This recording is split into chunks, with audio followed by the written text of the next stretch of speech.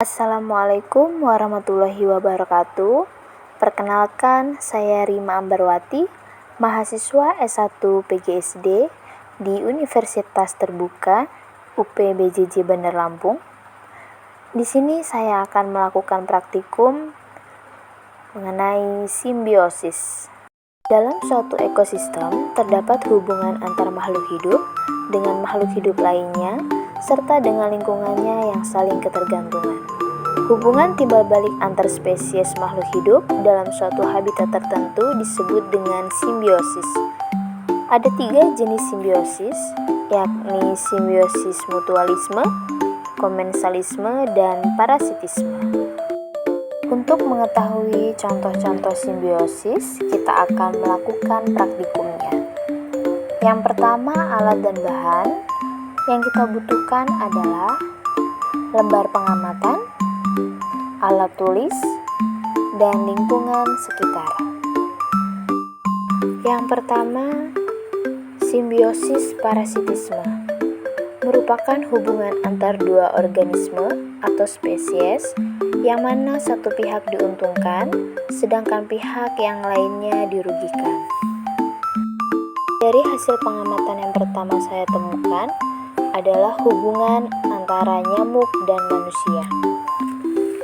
Nyamuk mendapat keuntungan dengan menghisap darah manusia, sedangkan manusia dirugikan karena merasa gatal, panas, bengkak, dan bahkan ada jenis nyamuk yang dapat menyebarkan penyakit.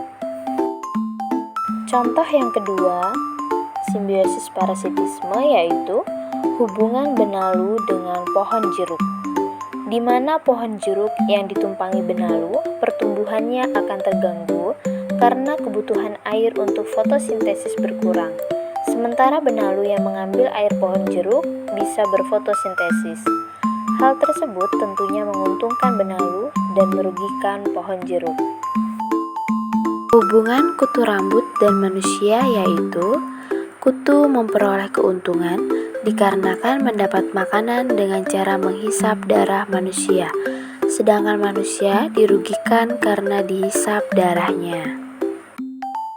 Jamur panu dengan manusia. Jamur panu mendapatkan keuntungan karena memperoleh tempat hidup sekaligus makanan dari penyerapan protein di kulit manusia. Manusia sendiri dalam hal ini mendapat kerugian karena merasa gatal dan ketidaknyamanan. Yang kedua, simbiosis mutualisme. Simbiosis mutualisme merupakan suatu interaksi antara dua makhluk hidup yang saling menguntungkan kedua belah pihak. Contoh simbiosis mutualisme yang pertama adalah interaksi antara kupu-kupu dengan bunga. Ketika kupu-kupu hinggap di bunga, kakinya akan menyentuh bagian putik dan benang sari pada bunga, sehingga mengakibatkan serbuk sari menempel pada putik dan terjadi proses penyerbukan pada bunga. Contoh yang kedua, yaitu hubungan kerbau dan burung jalak.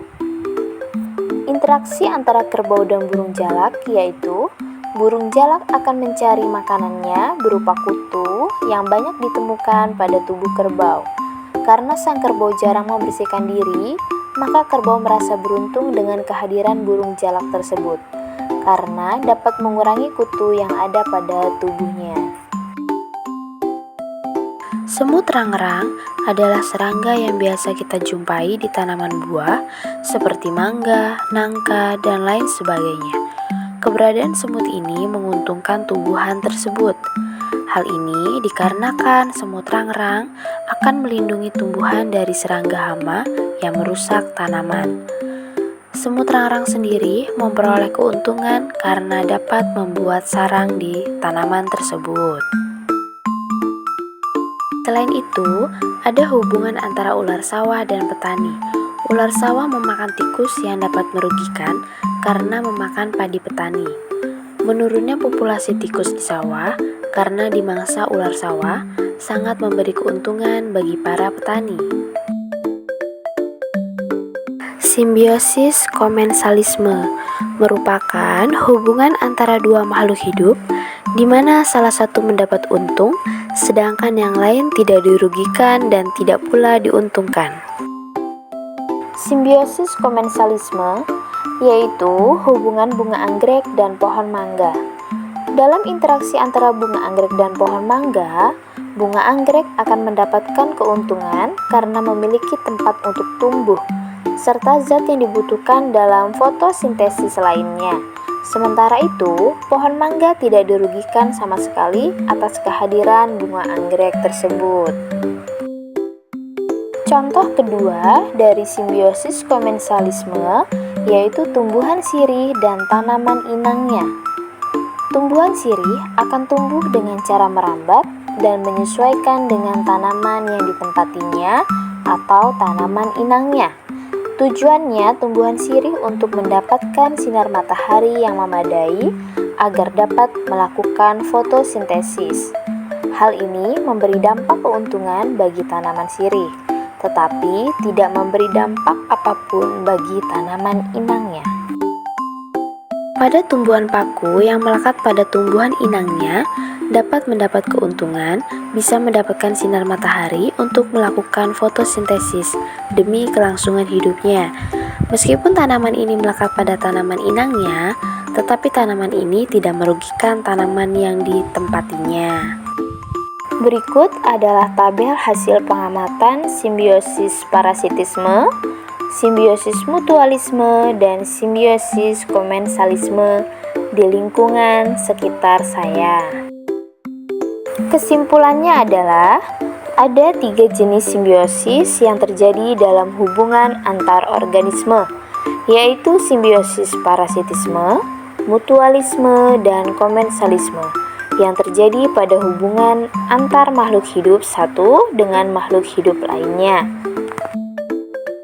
Sekian dulu praktikum hari ini, semoga bermanfaat. Terima kasih.